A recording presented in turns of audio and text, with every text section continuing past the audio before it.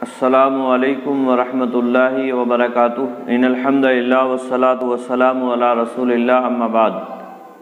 मुहतरम नाज़रीन किराम और अज़ीज़ तलबा, किताब तक़वियतुल ईमान के दर्स में आपका खैर मक़दम है। इशराक़ फ़िल आदत की तरदीद के सिलसिले में ये बाब चल रहा है। इससे पहले चंद अहादीस आपके सामने रखी गई। आज के दर्स में अबू दाऊद शरीफ के हवाले से एक हदीस हाजिर है। चुनांचे मुअल्लिफ़ रहमहुल्लाह बयान फरमाते हैं, अखरजा अबू दाऊद अन साद इब्न मालिक रज़ियल्लाहु तआला अन्हु अन्ना रसूलल्लाहि सल्लल्लाहु अलैहि वसल्लम क़ाल ला हामता वला अदवा वला तियरता व इन तकुन तियरतु फ़ी शैइन फ़िल फ़रसी वल मराती वद्दारी। मौलिफ़ फरमाते हैं, मिशकात के बाबुल फ़ाल व तीरा में लिखा है कि इमाम अबू दाऊद रहमहुल्लाह ने फरमाया कि हज़रत साद इब्न मालिक रज़ियल्लाहु तआला अन्हु ने नकल किया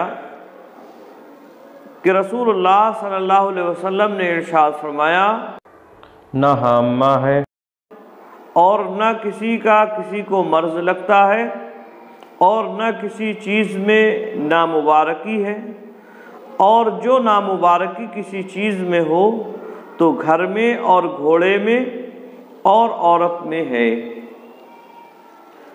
हदीस का तर्जमा मौलिफ़ ने अपने अल्फाज में बयान फरमाया। हामा मतलब उल्लू का बोलना, और अदवा मतलब छूत-छात की बीमारी का लगना, और तीरा मतलब बदशुगुनी।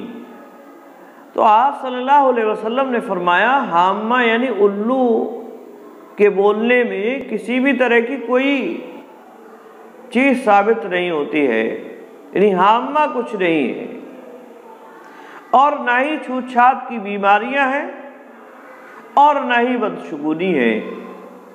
और अगर बदशुगुनी किसी चीज़ में होती तो आपने फरमाया कि वो घोड़े में, औरत में या घर में होती।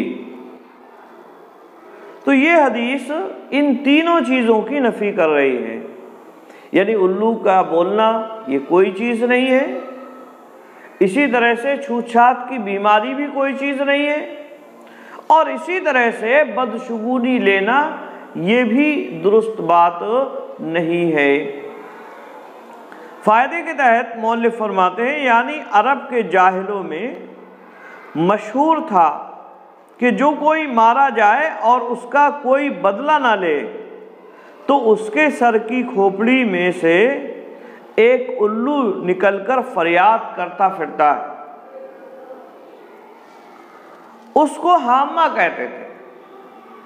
यानी अगर कोई आदमी कत्ल कर दिया जा रहा है और उसका बदला उसके औलिया, उसके ख़ानदान वाले नहीं ले रहे हैं, तो जब तक उस शख्स का बदला नहीं ले लिया जाता है, उसकी खोपड़ी से एक उल्लू निकलता है और वो मकतूल के औलिया पर लानत व मलामत करता है, उन्हें बुरा भला कहता है, बदला लेने पर उभारता है, और इसी को वो लोग हामा कहते थे। आप सल्लल्लाहु अलैहि वसल्लम ने फरमाया कि ये महज बेबुनियाद बात है, ये कोई उल्लू का बोलना ये कुछ भी नहीं है।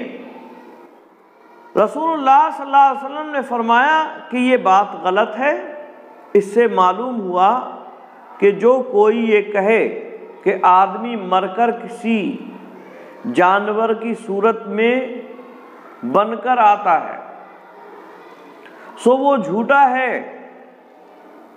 जिस तरह से शाबान के महीने में लोगों का अकीदा है, हमारे मुसलमानों में भी ये चीज़ दाखिल हो गई है कि रूहें घर में आती हैं, उनके लिए घरों को साफ और सुथरा किया जाता है। तो ये जो अकीदा लोगों ने बना रखा है, और ये अकीदा रखते हैं कि रूहें घरों में आती हैं या किसी और शक्ल में बनकर आ जाया करती हैं, ये बिल्कुल बेबुनियाद और कुफ्र की रस्मों में से एक रस्म है जिसका इस्लाम से कोई ताल्लुक नहीं है, जिसका कुरान मजीद से कोई ताल्लुक नहीं है। और जो शख्स इस बात का दावा करता है वो झूठा है। और ये भी उन्हीं में मशहूर था कि बाज़ मर्ज जैसे खारिश या जुज़ाम, कोढ़ जिसे कहा जाता है, और खारिश मतलब खुजली, ये एक दूसरे को लग जाया करते हैं और इससे जो है मरीज से वो परहेज किया करते थे। तो आप सल्लल्लाहु अलैहि वसल्लम ने ये भी फरमाया कि ये भी गलत है, यानी कोई बीमारी किसी को अल्लाह रब्बुल आलमीन के हुक्म के बगैर नहीं लगती है।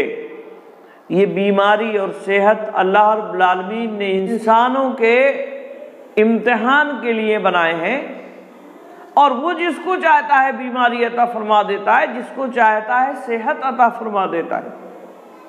कोई बीमारी अपनी मर्जी से किसी को नहीं लग सकती है, उड़कर किसी के जिस्म में अपनी मर्जी से असर अंदाज नहीं हो सकती है जब तक के अल्लाह रब्बुल आलमीन ना चाहे। अल्लाह रब्बुल आलमीन की अगर चाहत होती है तो फिर वो बीमारी किसी के अंदर दाखिल हो जाती है और जिस्म को मुतासिर करना शुरू कर देती है। लेकिन जब तक अल्लाह रब्बुल आलमीन का हुक्म ना हो, कोई बीमारी किसी के जिस्म को मुतासिर नहीं कर सकती है। लिहाजा ये अकीदा रखना कि छूत छात की बीमारियां हैं, ये अकीदा दुरुस्त नहीं है। याद रहे अल्लाह के नबी सल्लल्लाहु अलैहि वसल्लम ने बाज़ दफ़ा ये भी बयान फरमाया, जैसे कोढ़ के मर्ज के लिए, मरीज के लिए, कि ऐसे भागो इससे जैसे शेर से भागते हो। तो इस तरह की जो अहादीस इसके मुकाबले में आती हैं, जिनसे बज़ाहिर ये मालूम होता है कि छूत छात की बीमारियां लग जाया करती हैं और बीमारियां एक जिस्म से दूसरे जिस्म में मुंतकिल हो जाया करती हैं, इस मफहूम की और इस माना की जो अहादीस हैं उनके दरमियान उलमा ने ये तत्वीक दी है और उनका ये मफहूम बयान फरमाया है कि ये असल में अल्लाह के नबी सल्लल्लाहु अलैहि वसल्लम ने लोगों और अफराद के एतबार से अहादीस बयान फरमाई है। जो अल्लाह रब्बुल आलमीन पर एतमाद कामिल और मुकम्मल भरोसा रखते हैं, जिनके अंदर ये बात पैवस्त कर चुकी है कि अल्लाह रब्बुल आलमीन ही बीमारियां अता फरमाता है, वही शिफा अता फरमाता है, उनके लिए अल्लाह के नबी सल्लल्लाहु अलैहि वसल्लम ने ये बात बयान फरमाई कि छुआछात की कोई बीमारी नहीं है। किसी के जिस्म से किसी दूसरे के जिस्म में कोई बीमारी नहीं आ सकती है। और जो लोग ईमान के कमज़ोर हैं, उनके ईमान में किसी भी तरह की कोई कमज़ोरी है, उनको अल्लाह के नबी सल्लल्लाहु अलैहि वसल्लम ने हुक्म ये दिया कि वो इस तरह के मरीजों से अपने आप को बचा के रखें। क्यों? इसलिए कि अगर खुदा न खास्ते अल्लाह रब्बुल आलमीन की मर्जी से उनके जिस्म में वो बीमारी लाहिक हो गई, वो बीमारी लग गई, तो ऐसी सूरत में वो ये समझेंगे कि ये बीमारी छूत की वजह से हमें लग गई, जो कि एक गुनाह होगा और कुफ्र की रस्मों में से एक रस्म होगी। इसलिए अल्लाह के नबी सल्लल्लाहु अलैहि वसल्लम ने सद्दे ज़रिया के तौर पर हुक्म दिया ऐसे शख्स को कि वो ऐसे बीमार के पास ना जाए, ऐसे बीमार से ऐसे भागे जैसे शेर से भागते हैं। और ये हुक्म सद्दे ज़रिया के तौर पर है, न रहे बांस न बजे बांसुरी की तर्ज पर ये अल्लाह के नबी सल्लल्लाहु अलैहि वसल्लम ने हुक्म दिया कि वो बीमार के पास न जाएगा और न ही उसके जहन में ये ख्याल पैदा होगा कि ये बीमारी मुझे फलां के पास आने जाने की वजह से लग गई है। एक जवाब इसका ये भी दिया गया है कि हकीकत यही है कि कोई बीमारी छुआछात वाली नहीं होती है, यानी कोई बीमारी अपनी मर्जी से नहीं लग सकती है। और जिन अहादीस में अल्लाह के नबी सल्लल्लाहु अलैहि वसल्लम ने बयान फरमाया है वो अपनी जगह बिल्कुल दुरुस्त और सही बात है कि कोई बीमारी किसी को लाहिक नहीं हो सकती है। आई बात में, लेकिन कभी कभी अल्लाह रब्बुल आलमीन मरीज के इख्तिलात को, उसके साथ उठने और बैठने को बीमारी का सबब बना देता है। इसलिए अल्लाह के नबी सल्लल्लाहु अलैहि वसल्लम ने बीमार के पास जाने से मना फरमाया। यानी कभी कभार बीमारी का सबब जो है मरीज के साथ उठना और बैठना हो जाया करता है। जैसे बहुत सारे असबाब बीमारी के, सर्दी का सबब कभी बर्फ वगैरह का इस्तेमाल हो जाया करता है, या इसी तरह से और बहुत सारी चीज़ें हो जाया करती हैं। तो ऐसे ही मरीज का साथ भी कभी कभी बीमारी का सबब हो जाया करता है। मरीज का इख्तिलात, मरीज के साथ रहना भी ये बीमारी का सबब कभी कभार हो जाया करता है। तो हकीकत तो यही है कि बीमारी अपने आप नहीं लगती है, लेकिन अल्लाह रब्बुल आलमीन कभी कभी मरीज के इख्तिलात को बीमारी का सबब बना देता है। इसलिए हुक्म ये भी दिया कि मरीज के साथ ना रहो। तो हकीकत यही है कि बीमारी अल्लाह रब्बुल आलमीन की मर्ज़ी से लगती है किसी को। जिसको अल्लाह रब्बुल आलमीन चाहता है मरीज़ बना देता है, जिसको चाहता है शिफा दे देता है, ये उसी की मर्ज़ी से होता है। आई बात में। और अहादीस में अल्लाह के नबी सल्लल्लाहु अलैहि वसल्लम ने जो बयान फरमाया, तो ये असल में ज़माने जाहिलियत का जो अक़ीदा था कि बीमारियां खुद ब खुद अपने तौर पर ये मुतासिर होती हैं, एक दूसरे को लग जाया करती हैं, इस बात की नफ़ी अल्लाह के नबी सल्लल्लाहु अलैहि वसल्लम ने की कि बीमारी कोई छूत छात वाली नहीं होती है। ये कहना कि बीमारी खुद ब खुद लग जाती है, बग़ैर अल्लाह रब्बुल आलमीन की मर्ज़ी से वो बीमारी पहुंच जाती है किसी के जिस्म में, तो ये गलत है। आप सल्लल्लाहु अलैहि वसल्लम ने फरमाया ऐसा कुछ नहीं है।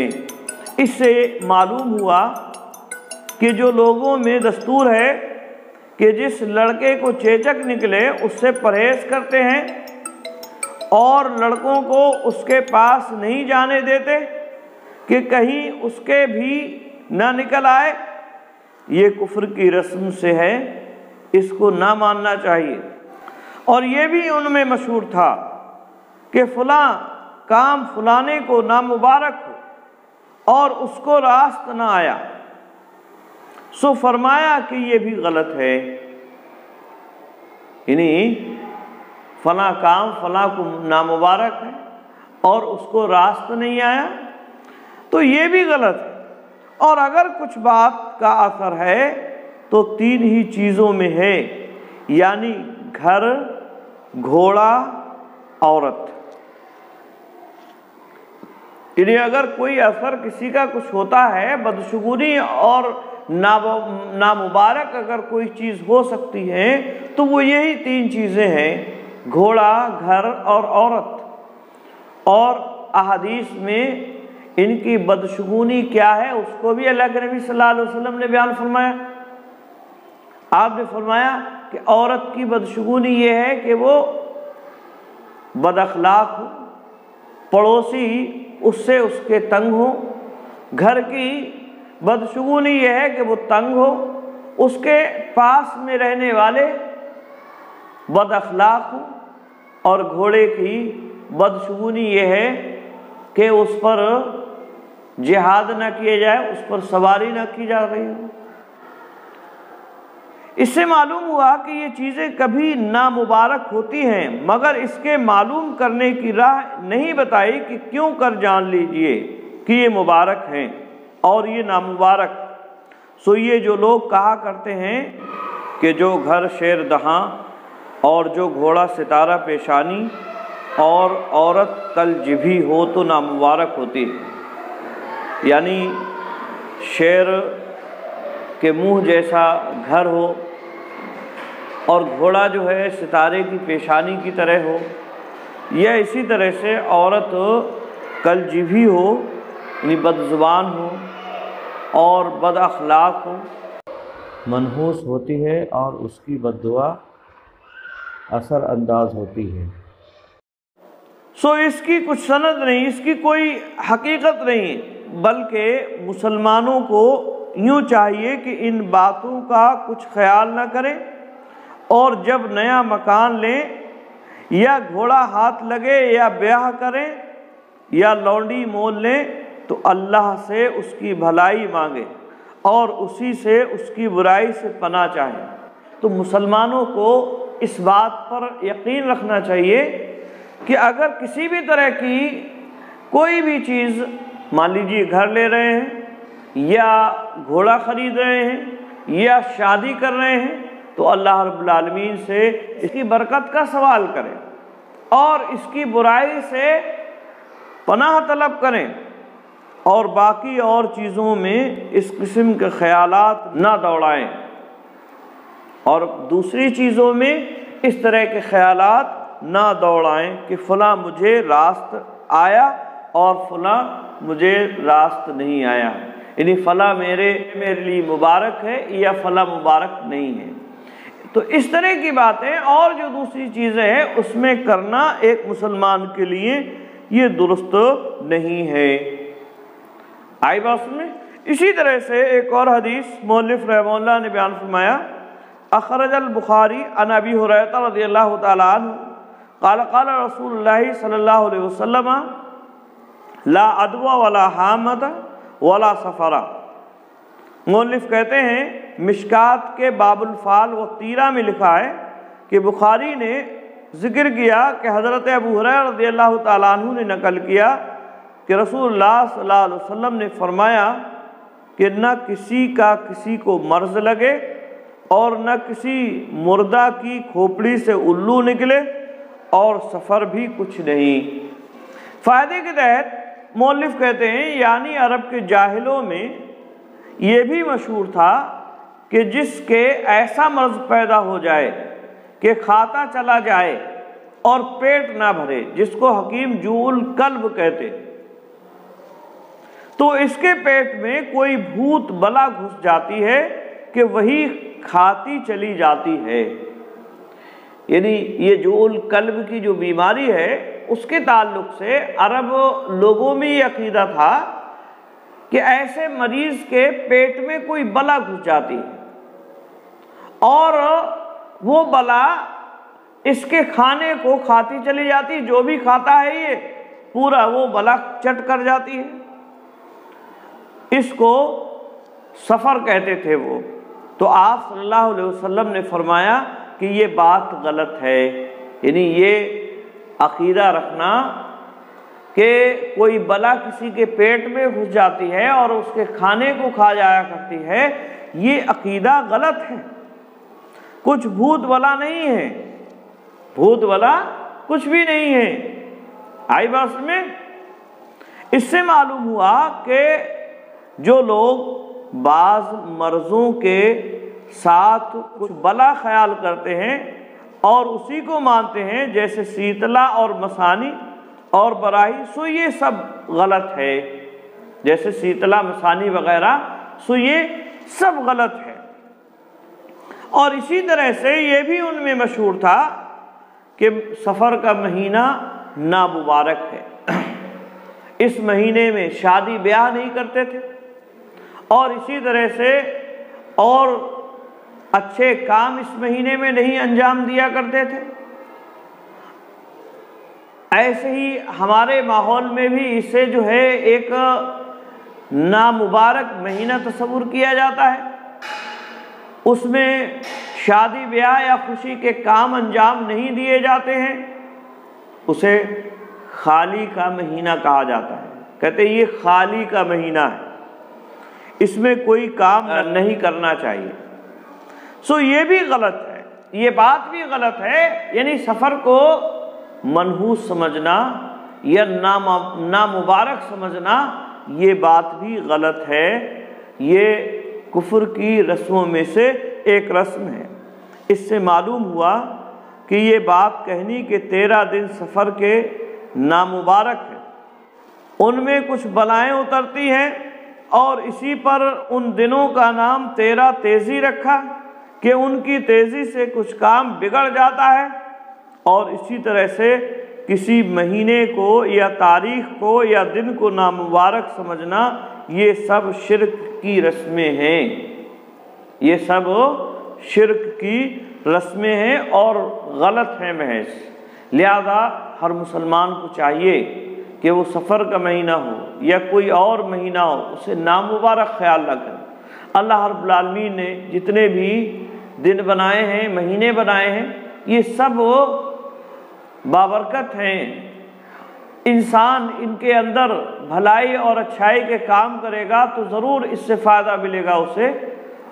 और अगर किसी भी तरह की कोई ख़राबी आती है, लाजिम आती है, तो ये ख़ुद उसके अपने करतूत और शैतान की तरफ से होती है। आई बात में इसमें दिनों का या महीनों का कोई असर नहीं होता है। और इस तरह का ख्याल रखना कि ये महीने या कुछ अय्याम या दिन या कुछ घड़ी ये नामुबारक हैं, मनहूस हैं, इनके अंदर किसी भी तरह की कोई तवहुम और अंधविश्वास का अकीदा रखना, ये एक मुसलमान के लिए ज़ेबा नहीं देता है और ये शिर्क और कुफ्र की रस्मों में से एक रस्म होगा। लिहाजा हर मुसलमान को इन तमाम बुरी रस्मों से अपने आप को बचा के रखना चाहिए। तो ये चंद बातें आज के दर्स में आपके सामने रखी गई। आज के लिए बस इतना ही। अस्सलामु अलैकुम व रहमतुल्लाहि व बरकातुहू।